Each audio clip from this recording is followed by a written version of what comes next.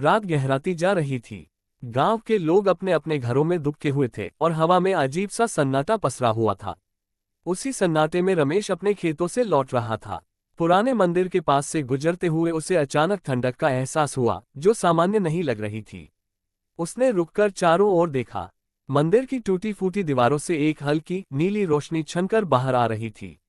रमेश को अचानक याद आया कि कुछ महीने पहले यहाँ एक अजीब घटना घटी थी। गांव के एक पुजारी ने उसी मंदिर में अपनी जान दे दी थी। कहते हैं वो किसी प्राचीन तंत्र मंत्र में उलझ गया था, जिसने उसकी आत्मा को बंधक बना लिया था। हिम्मत जुटाते हुए रमेश ने मंदिर के अंदर झांकने का फैसला किया।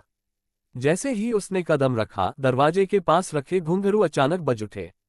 वो ठिठक गया, लेकिन किसी अदृश्य ताकत के वशीभूत होकर वह आगे बढ़ता रहा।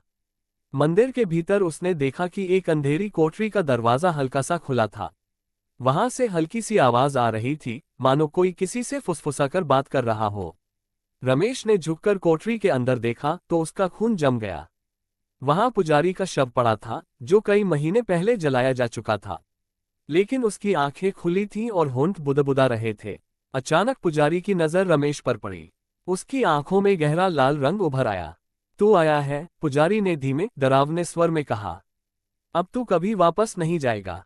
रमेश ने पीछे हटने की कोशिश की, लेकिन उसके पैर किसी अनजान शक्ति से जकड़े गए। उसके चारों ओर हवा का तूफान सा उठ खड़ा हुआ और कोठरी के दरवाजे धड़ाम से बंद हो गए।